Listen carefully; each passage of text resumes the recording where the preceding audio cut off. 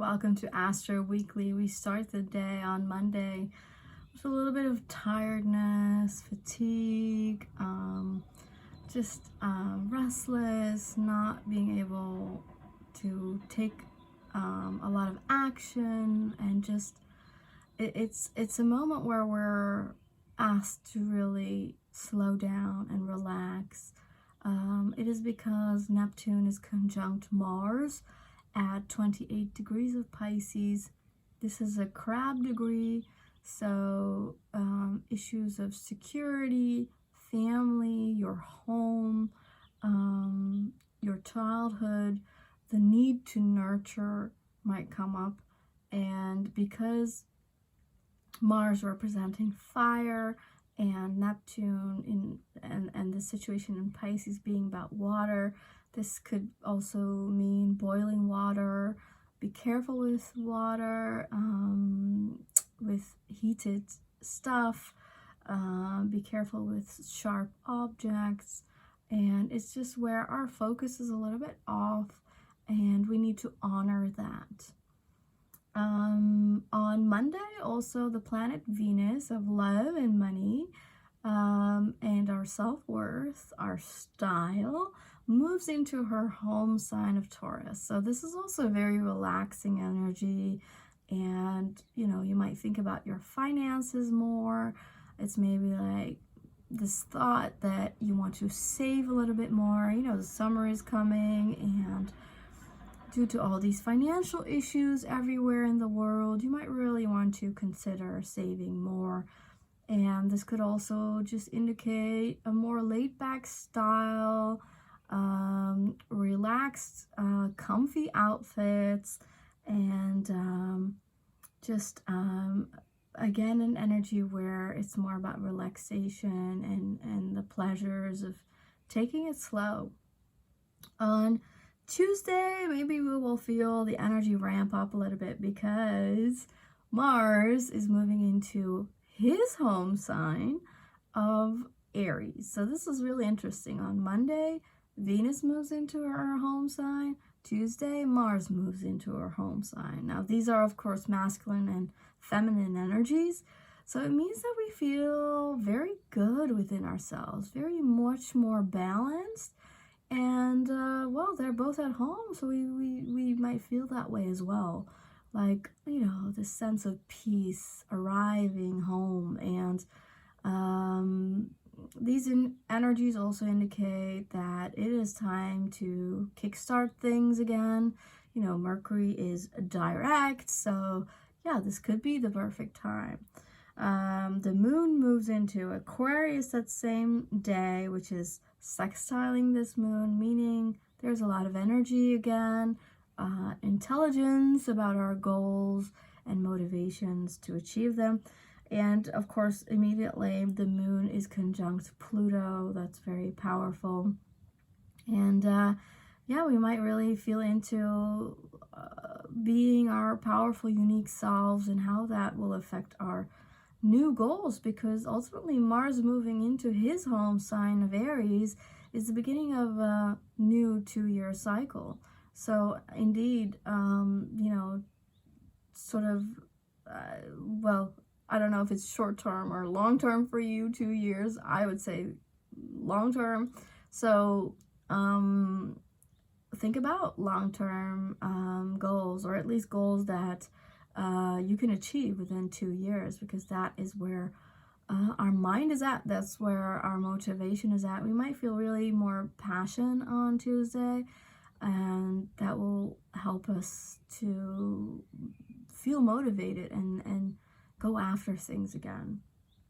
On Wednesday, this Pluto is at 2 degrees, and it is squaring Venus in Taurus. After being in Taurus for 2 days, Venus is very comfortable, but unfortunately it is a bit disrupted by that Pluto. And since Pluto is going to go retrograde on Thursday, this is also an energy that will continue to play out through Pluto going retrograde. So That will take a few months, and it means that Pluto is working with this Venus, and it means possibly financial disruptions. It could possibly mean that relationships might be really tested the coming time. And I think it's an overall great upgrade for your self-esteem and tap into this new reality from understanding your authentic self, expressing your authentic self. And that energetic frequency of being truly in your essence is going to change your basic needs, is going to change, you know, your material life represented by Venus in Taurus. So I think it's a powerful period, but it might come through discomfort because of that square to Pluto, right? Interestingly, when Pluto goes retrograde on Thursday, just only an hour after the moon moves into Pisces, I've noticed that many times when an important new new activation of a sign occurs because a planet moves into a new sign, is very often simultaneous with the moon moving into a new sign, which is really interesting, but not that surprising because the moon rules our daily lives. So it's interesting that the moon excuse me, the moon moves in sync with the new planetary energies. And back to Wednesday, May 1st, we find ourselves at a seasonal holiday, and that is called Beltane. And Beltane is the midway point between springtime that started like 1.5 months ago, and then the summer that's coming in 1.5 months. So it's the midway point between spring and summer, and it has always been celebrated in ancient times even. So this is a day, Beltane, on Wednesday, May 1st, a day of fertility, of light, a celebration of life. This is where things are blooming again. So from May 1st until May 5th, because on May 5th, we find another seasonal holiday. Beltane is more known to be a Celtic, in essence, what we now call Ireland. But of course, Celtic cultures is not just geographical, but probably more of a ethnic or religious background. Anyway, Beltane is more of that, perhaps Northern Europe vibe.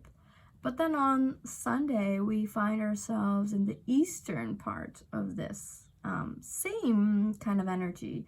It's called Hidrellez, and it's celebrated from Turkey all the way to the east, Asia basically. And again, like Beltane, it's all about fertility, abundance, prosperity. It is about where, life is sparked again, the creation of life is witnessed, and,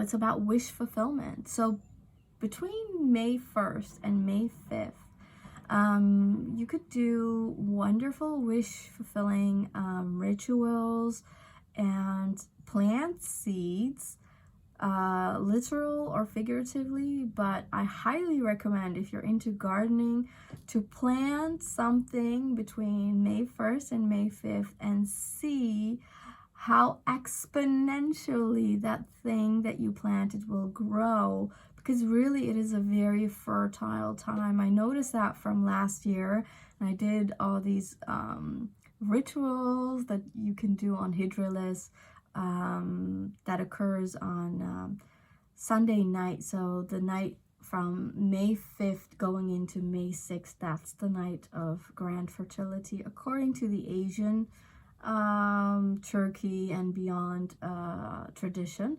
but you could also do it on Beltane, May 1st, up to you. But it really is a very, very fertile time that you do not want to lose upon. A few little rituals that you can do. Well, you can write your wishes, and you can plant them in earth, in soil, so that, you know, your wishes are fulfilled by Mother Earth. You can create a lucky amulet by placing, for instance, a piece of metal money, like a penny or a cent or like €2, up to you, and bury that on that, you know, fertile night and in soil again. And then you pick it up the next day, and it has been charged with this fertile, abundant energy. And if you walk around with that in your wallet, it is said that it increases your abundance. Hey, it doesn't hurt to try, right? So stuff like that, and you can research it, of course, if it is interesting to you. But again, as I said, it is a very fertile time. So yeah, do something, you know, at least ground your energy, put your hands in bare feet on soil, charge yourself, and plan something to see how nature works, that this is a real thing, this midway point between two seasons. It really sparks a lot of fertility. And it's so interesting because on Sunday, when this Eastern version of Beltane, I guess, is celebrated, the moon is in Aries, and Aries is that spark of life, is exactly what Hidrellez represents. And it is where a new cycle, a new birth, a burst of energy is in our sensory world. And so we will really feel that we create something profound on these days. And maybe a little bit more difficult is an energy that starts Friday the 3rd, when Neptune moves into the last degree of the entire zodiac cycle, which is 29 degrees of Pisces. Any 29 degrees of any sign is a crisis point, but the very last degree of the entire zodiac is, I would say, will not go unnoticed. Okay, so 29 degrees, especially in Pisces, is a degree of urgency, a degree that pushes us into extreme topics of Pisces. So good or bad, you know, it can be oblivion, not knowing what is right, what is true, a lot of illusions, a lot of fantasies, a lot of rose-colored glass views on things, a great desire for escapism, and all these Piscean themes are to the max. But you know, if you're more aware in this lifetime, then you can also use this for very positive ends. It also means an incredible momentum for creativity and for manifestation, for, you know, understanding the connection between imagination and, you know, manifesting, creating something into your reality. So I will unlock a special video about Neptune reaching 29 degrees that I created in my 2024 course. You know, I don't open a lot of this. This is for paid members only, but this is an important energy, and I will therefore unlock that video this week, somewhere this week, probably on May 1st, and you will be able to view what it means more specifically, what we can encounter with Neptune in 29 degrees of Pisces. Again, it is a crisis degree, so I'm not going to be that light about it. We could be aware of anything with water and these watery topics, also emotions. And so if things feel dramatic, it might be related to this, especially if you have anything around 29 degrees of Pisces. You might want to be extra careful. So yeah, that is this week. Very fruitful, very fertile. So be sure to use that kind of energy instead of, Neptune in Pisces 29 degrees that might cause grief and sadness, which is also a part of life. But this is a momentum of fertility, of burst, spark of creation, and to really find out for yourself that these things are true, that there are certain sort of facts about reality, and I would like you to see that this is one of them. So this midway point between May 1st and May 5th, or May 6th, I guess, is really important. So let me know if you do anything, if you do any rituals, and what kind of effects you feel from them. So this is quite a big week, Mars moving into Aries, Venus moving into her home sign, Taurus, Pluto going retrograde, Neptune going into 29 degrees of Pisces, and then these midway seasonal celebratory points. We will feel into all of this, and the moon moves quite synchronistically with these events as well. So yeah, if this is an emotional week, honor that. If this feels like a week that is a kickstart to a new page, I would say that is correct. So enjoy, and I will see you in the next Astro Weekly. Bye. Take care.